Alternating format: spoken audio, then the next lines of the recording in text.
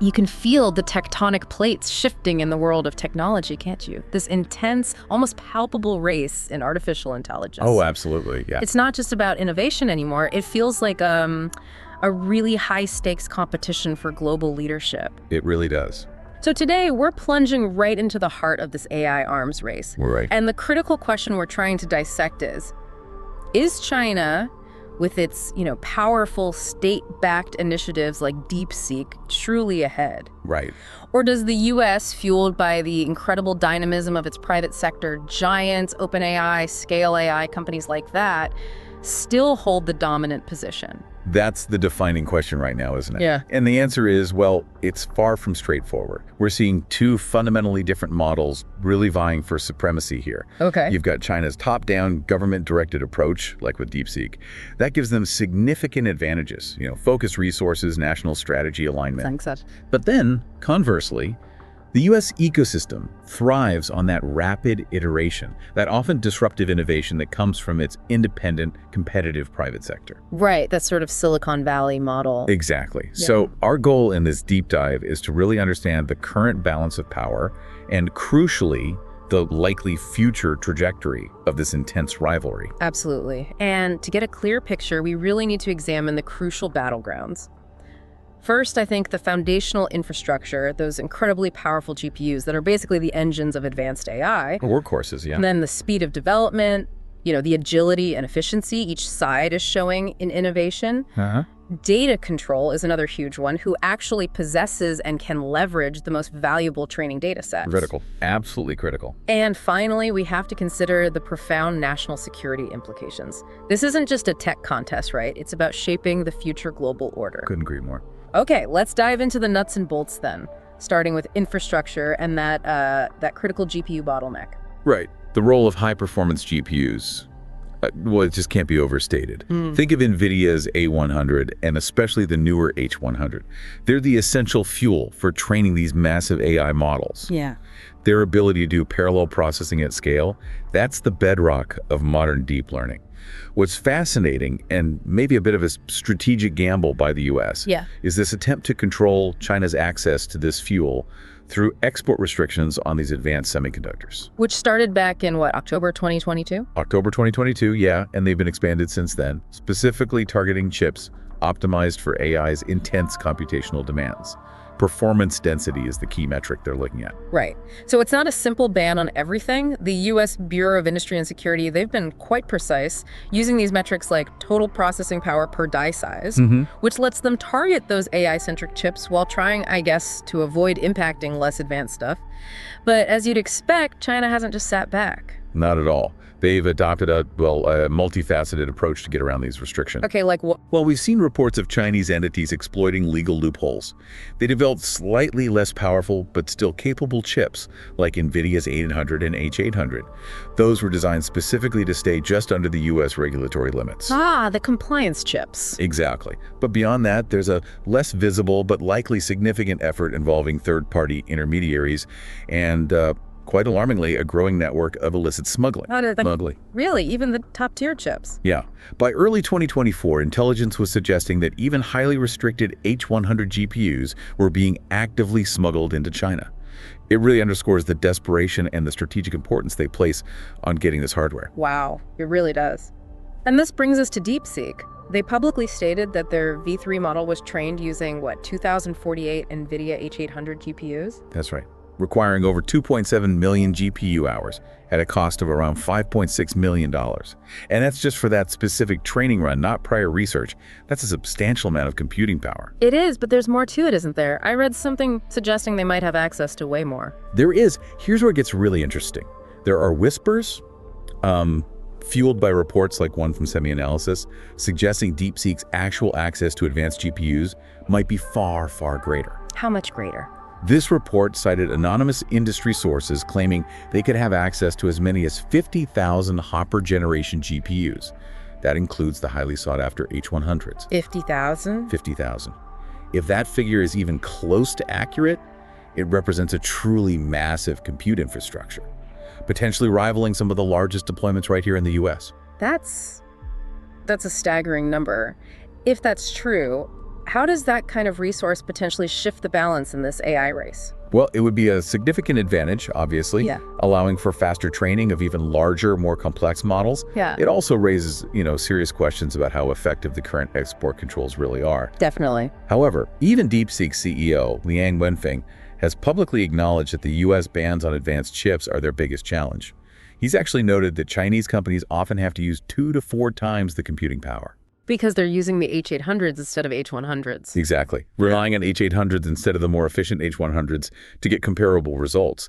That's a considerable inefficiency baked into their process right now. It is a real headwind for their development speed. And this challenge, predictably, I suppose, has accelerated China's drive for self-sufficiency in semiconductor manufacturing. Huawei and SMIC are really pushing that. Absolutely. There's a renewed sense of optimism over there, particularly fueled by statements from Huawei founder Ren Zhengfei. He reportedly suggested to Xi Jinping that China could achieve over 70% self-sufficiency in semiconductors by as early as 2028. 70% by 2028? That sounds incredibly ambitious, especially given the current tech landscape. It is extremely ambitious, especially when you look at the complexities of advanced chip manufacturing. SexX's progress in 7nm production is, noteworthy, but reports on their yield rates vary quite a bit. Yeah, I saw some suggesting only around 20% yield, though the FT reported maybe closer to 40%. Still not great. Right. And regardless of the exact number, the real bottleneck is moving beyond 7nm without access to EUV lithography. EUV, that's the really cutting-edge stuff, right? Exactly. Extreme ultraviolet lithography. It's essential for manufacturing chips at the most advanced nodes below 7nm. ASML, the Dutch company, is the sole global manufacturer of these machines. And the U.S. pressured them not to sell to China. Correct. Due to U.S. pressure, ASML currently can't sell them to China. The CEO of ASML himself publicly stated this lack of access could set China back by maybe 10 to 15 years in achieving true parity in advanced chip manufacturing. Wow, 10 to 15 years. Yeah, that has significant implications for their ability to produce the most powerful AI accelerators domestically. Okay, so facing these very real limitations on the hardware, on the infrastructure front, it seems China has strategically shifted its focus towards a second battleground, the speed of development, particularly focusing on innovation and efficiency. Precisely. We're seeing a clear emphasis on developing more resource-efficient AI technologies, and also building strong positions in areas like open source AI, cloud infrastructure, and the global data ecosystems, which we should definitely get to. Right. The strategy seems to be, okay, even if we can't get the absolute most powerful chips in unlimited quantities, we can be smarter, more efficient in how we use what we do have, and in developing alternative approaches. And DeepSeek seems to be a prime example of this efficiency-focused strategy. Their R1 model, reports say it has capabilities rivaling OpenAI's O1. That's the claim, rivaling O1, but with significantly lower operational costs. Some reports suggest as little as 2% of OpenAI's expenses. 2%. That really makes you wonder about the long-term viability of the current trend towards, ever larger, more expensive proprietary models. It absolutely does. This efficiency game isn't just about saving money. It could represent a fundamental shift in AI development. If DeepSeek can genuinely achieve near comparable performance with a fraction of the resources, it challenges the notion that just brute force computing power is the only way forward. And it fits with their broader national strategy too, right? This new quality productivity. Exactly. Leveraging AI to drive efficiency and modernization across various sectors of their economy, making AI more accessible and cost-effective, could have a much wider societal and economic impact for them. It's a compelling argument, although some analysts suggest that these efficiency gains, if they're truly replicable, could actually end up benefiting U.S. firms too. Oh, how so? Well, if they can apply these same techniques to their already vast computing resources, they might achieve even greater leaps in AI capabilities. That's a valid point. Innovation, after all, is rarely a one-way street. Techniques developed somewhere can often be adopted and adapted elsewhere. However, we can't ignore the significant counter-arguments and these persistent concerns around intellectual property. OpenAI, for instance, has publicly raised concerns about potential IP theft by Chinese AI companies, including DeepSeek specifically. Ah, right, that issue. It's a sensitive area with, let's be honest, a long history. It is. And Kai-Fu Lee, who's very influential in China's tech world, He's offered an interesting perspective on this, hasn't he? Suggesting that historically, imitation has actually played a significant role in driving innovation within the Chinese tech ecosystem. He has. It's often described as a different cultural approach to IP, maybe, and one that often clashes with Western norms. Definitely. Which brings us neatly to our third critical domain, data control.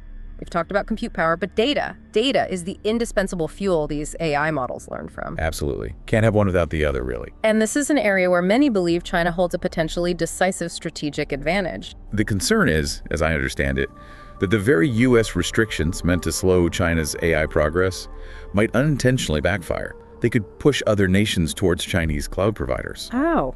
Well, if intermediate countries find it harder to access U.S. cloud services because of these restrictions, maybe compliance burdens or just uncertainty, they might turn to Chinese alternatives. Think Alibaba Cloud, Huawei Cloud. And that would potentially grant China access to massive amounts of global AI training data. That's the very significant risk, yes. Furthermore, China's national security and cyber laws. They grant their government very broad authority and access to data held by domestic cloud providers. So combine that oversight with potentially vast data sets from various countries. Exactly. It could give China an unparalleled advantage in developing highly customized AI models, optimized for specific regions, specific applications, potentially allowing them to establish dominance in those markets. It paints a picture of China strategically positioning itself as the go-to AI infrastructure provider for a big chunk of the world. And their AI capacity building action plan, aiming for an international cooperation platform. That seems to fit right in. It does. It seems to directly support this ambition of expanding their influence globally. Which leads us directly to the ultimate stakes in this competition: national security. This AI arms race is, well, it's far more than just a tech or economic contest. It feels fundamentally like a battle for control over the future global digital infrastructure and the power that comes with it. Absolutely, that's the core of it. The U.S.'s primary defensive strategy right now, those export controls we talked about, clearly indicates the level of concern within the U.S. government regarding this threat. They're trying to restrict access to the very compute power that underpins advanced AI development. It's a defensive move, for sure. However, there are growing concerns that these restrictions, if they're too broad, could have unintended negative consequences. Like alienating allies. Potentially, yeah. By not explicitly classifying some key allies as trusted countries under these regulations, the U.S. risks pushing them away.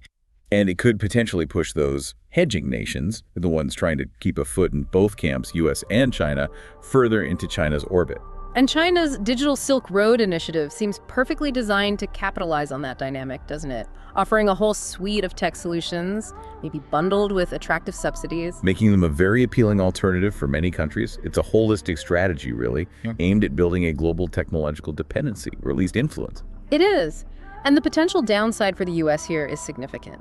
If China manages to gain a substantial lead in data acquisition and processing, or if they successfully dominate these crucial emerging markets with their AI offerings, the U.S. could very well find itself losing its current leadership position in AI. That's the fear, a very real one. And DeepSeek's open source approach, that seems to align perfectly with this broader Chinese strategy, offering more affordable, maybe less restricted AI access globally. It's definitely a stark contrast to the U.S.'s current trend, which seems to be moving towards more proprietary, more tightly controlled AI systems. Closed systems versus open. Yeah. The Atlantic Council raised a particularly interesting point about this, didn't they? Suggesting China might be pursuing a kind of two-track open source system. Right. They suggest a scenario where there's maybe more openness and collaboration at the level of AI development firms, like DeepSeek contributing to open source, but potentially stricter control and censorship over the public-facing AI models built on top of that. The concern is if that model becomes widely adopted globally, it could pose a significant challenge to democratic values, to the free flow of information. And the U.S. government is clearly taking these national security implications very seriously. We're already seeing moves, both federal and state level, to restrict the use of DeepSeek specifically because of these concerns. Yeah, the reaction has been quite swift in some quarters.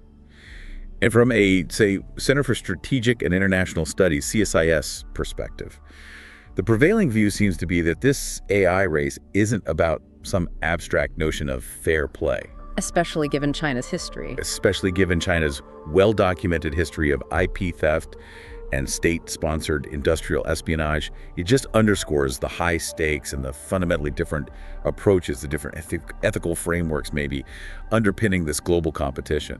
So as we try to pull all this together, wrap our heads around it, who would you say is currently leading this intense AI arms race? It really feels like both nations have significant strengths, but also distinct weaknesses. It's remarkably close, and it's constantly evolving. I mean, the U.S. probably still holds a lead in the absolute most advanced GPU infrastructure, the cutting-edge hardware. Although China's finding ways around that. Although, as we've discussed, China is relentlessly finding ways to access it, work around restrictions, and potentially even surpass the U.S. in certain deployment numbers, if those reports are right. And on the other side, China is demonstrating really impressive speed and ingenuity in developing more efficient AI models, like we saw with DeepSeek, and their potential access to and control over vast data sets that could provide a unique strategic advantage in the long run, a really significant one. And then there's the national security dimension, the U.S. playing defense with export controls. While China appears to be pursuing a more expansive, maybe offensive global strategy aimed at embedding its AI ecosystem across emerging markets, building those international dependencies. Exactly. The urgency of this competition, it really can't be overstated, can it?